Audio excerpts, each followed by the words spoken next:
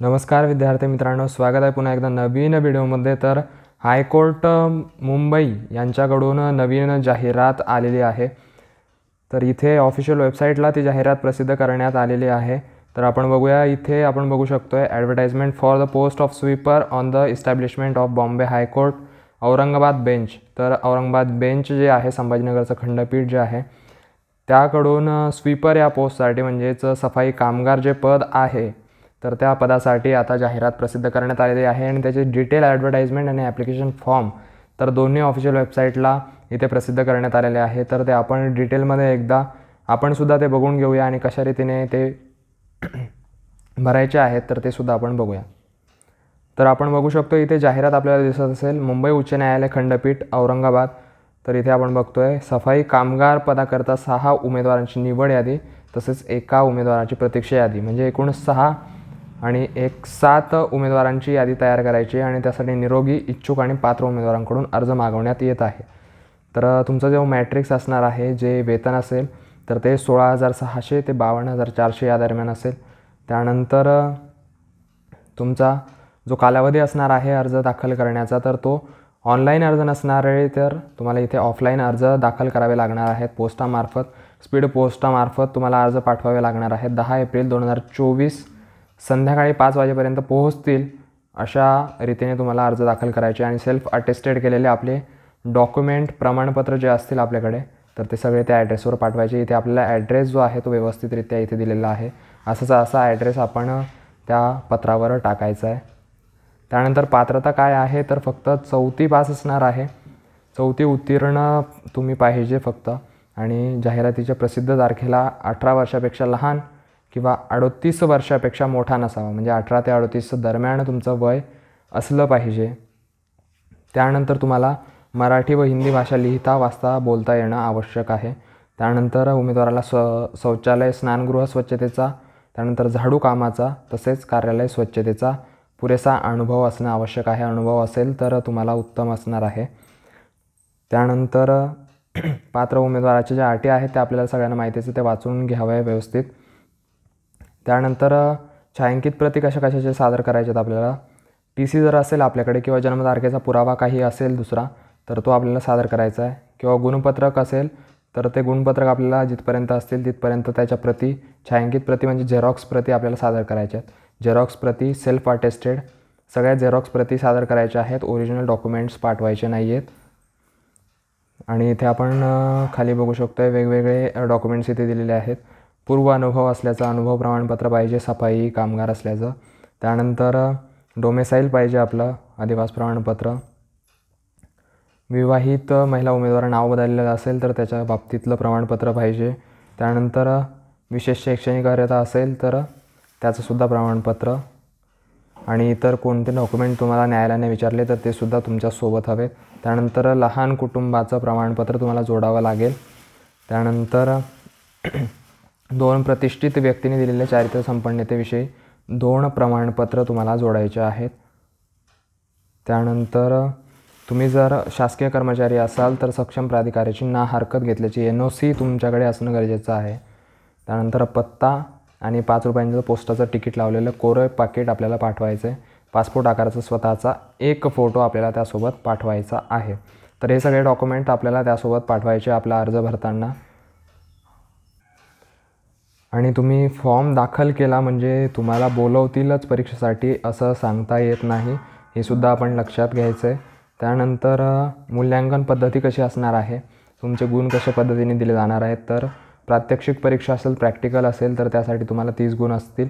त्यानंतर शारीरिक कार्यक्षमता असेल त्यामध्ये 10 गुण असतील आणि तोंडी मुलाखत असे 10 गुण, तर टोटल एकूण 50 गुणांची तुमची परीक्षा जी आहे ती असणार आहे। आणि जर काही जणांचा प्रश्न असतो की सर 4थीचं जे गुणपत्रक आहे ते गुणपत्रक आमच्याकडे नाही आहे, तर ते गुणपत्रक नसेल तर नेमकं काय करावं ते सुद्धा ॲडव्हर्टाइजमेंटमध्ये दिलेलं आहे, आपण बघू शकतो इथे खाली।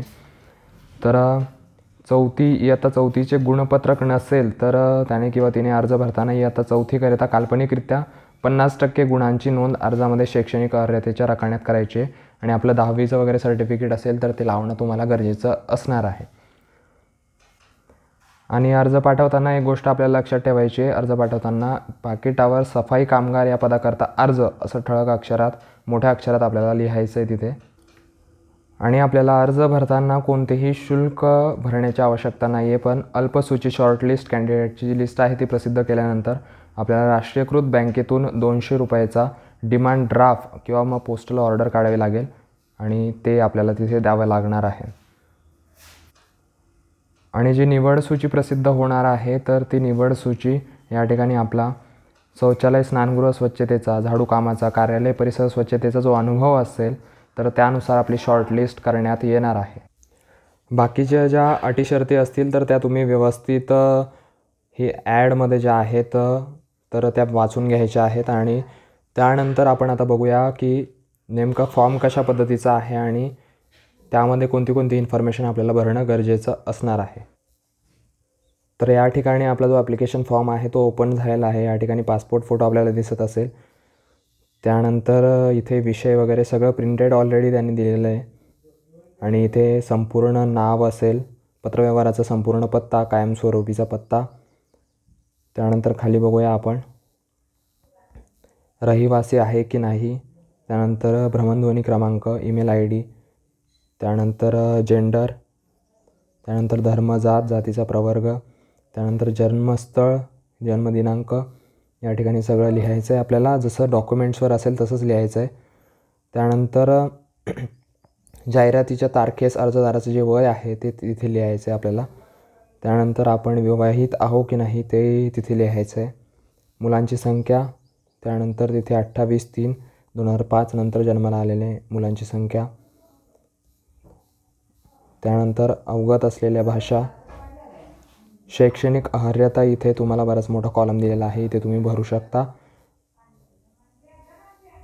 त्यानंतर अनुभव तुमचा कशा पद्धतीने आहे तर अनुभव केलेल्या ठिकाणाचं नाव, पत्ता सगळं आणि कालावधी किती होता, एकूण कालावधी किती होता तर ते सगळ्या माहिती तिथे भरायचं आहे.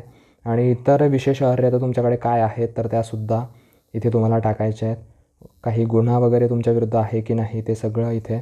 आपण जसं ऑनलाईन फॉर्म भरतो तसाच फॉर्म आपल्याला ऑफलाईन जोडायचं, तसाच ऑनलाईन फॉर्म भरतो तसाच ऑफलाईनसुद्धा जोडायचा आहे. आणि माहिती भरायची. कागदपत्रे कोणती कोणती जोडलेली आहेत तर ते इथे क्रमाने आपण नाव लिहिणार आहोत शक्यतो. आणि जे प्रतिज्ञापत्रक आपल्याला दिलेलं होतं लहान कुटुंबाचं वगैरे तर हे लहान कुटुंबाचं प्रतिज्ञापत्रक आपल्याला या ठिकाणी दिलेलं आहे, नमुना अ. आणि त्यानंतर नमुना ब, चारित्र्य वर्तणूक 2 जणांसाठी ते दिलेलं होतं तर इथे 2 जणांचं आपल्याला इथे लिहायचं आहे, 2 प्रिंट मारून. तर अशा पद्धतीने जो फॉर्म आहे तो आपला फॉर्म इथे फिलअप करायचा आहे आणि त्या ॲड्रेसवर आपल्याला सेंड करायचा आहे. व्यवस्थित पत्ता जो आहे तो टाकायचा आहे आणि त्यावर वरती टाकायचं आहे की सफाई कामगार या पदाकरता अर्ज, तर असं वरती टाकायचं आहे आपल्याला.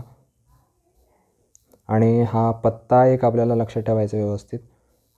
सगळी माहिती व्यवस्थित भरायची, डॉक्युमेंट्स व्यवस्थित जोडायचे आहेत आणि फॉर्म फिलअप करायचा आहे. तर अशा रीतीने ही जाहिरात होती. तुम्हाला इन्फॉर्मेशन कशी वाटते ते मला कमेंट सेक्शनमध्ये नक्की कळवा. तुम्हाला इन्फॉर्मेटिव्ह आहे की नाही ते सुद्धा मला कमेंट सेक्शनमध्ये नक्की सांगा. तुम्हाला इन्फॉर्मेटिव्ह असेल तर लाईक नक्की करा. तर चला भेटूया नवीन व्हिडिओमध्ये. तोपर्यंत काळजी घ्या. All the best.